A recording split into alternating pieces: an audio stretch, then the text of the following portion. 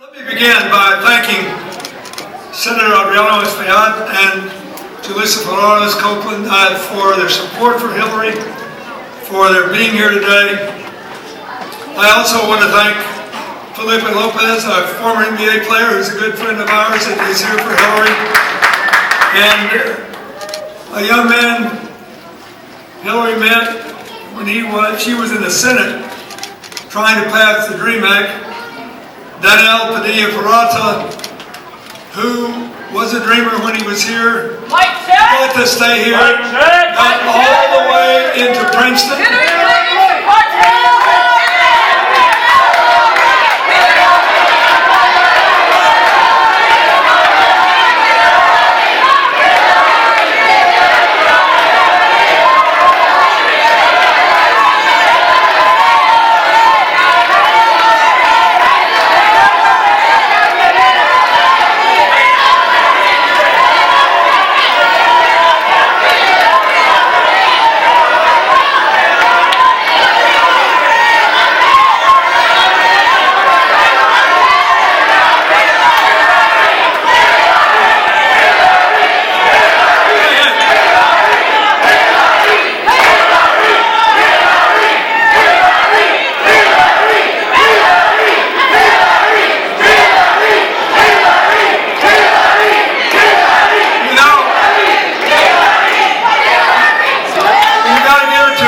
She was forthright enough to read her hand to remember the script that she was programming in. So let's give her a hand. Give her a big hand.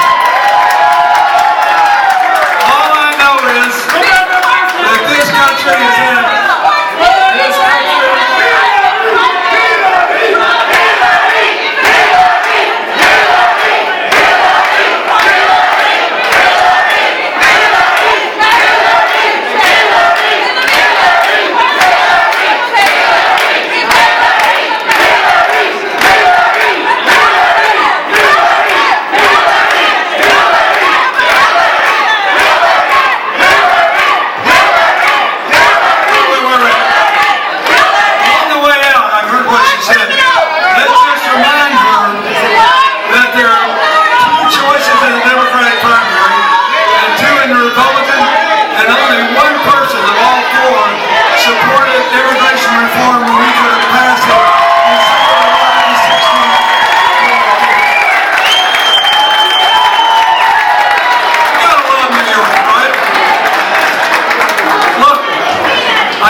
being here. It's a beautiful Sunday afternoon. I won't take a lot of your time, but I want to thank the people here at this magnificent facility for letting us use it. Let's give them a big hand. I want to thank the Dominicans in this audience for their contributions to America. You know, I've been websites arrived and almost 100% of our first generation immigrants are from the Dominican Republic and Ecuador. And I have spent my foundation worked for years in the Dominican Republic. First we operated the AIDS program for many years, and then we've done some more work on clean energy and other things. But I want to thank all of you who have come to this country from any place in the Caribbean.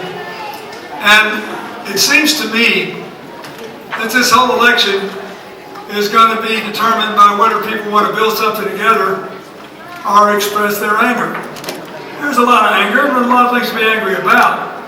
But the truth is that New York is now one of the fastest growing cities in America, economically, and it's being led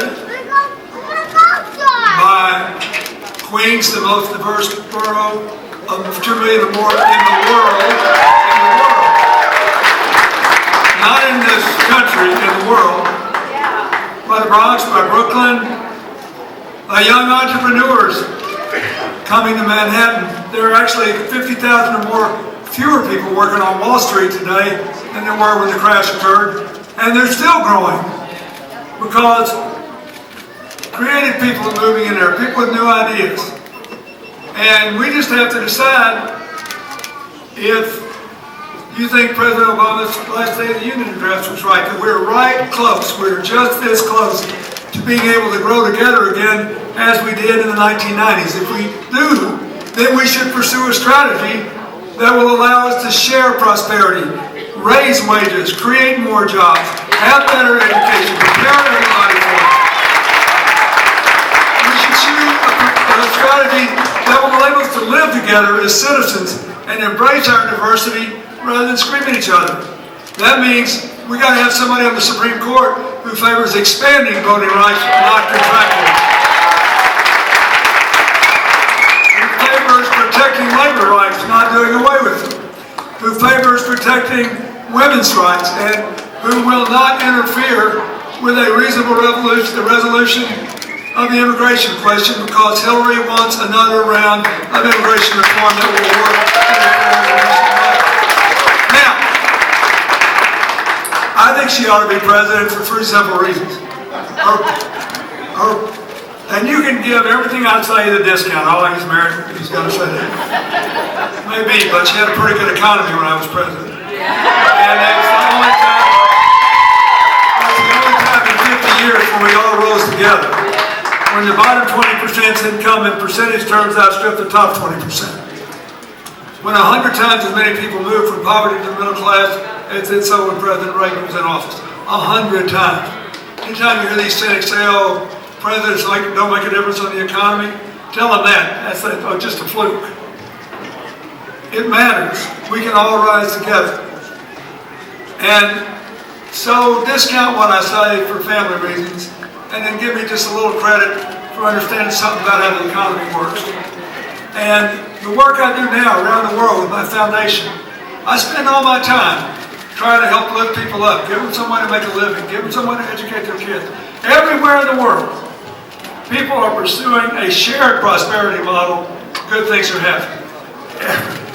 Everywhere in the world, the people already at the top are too selfish, and people are trying to have monopoly on political power and don't want to sit down and treat each other like decent human beings and work out a fair, equitable, cohesive solution.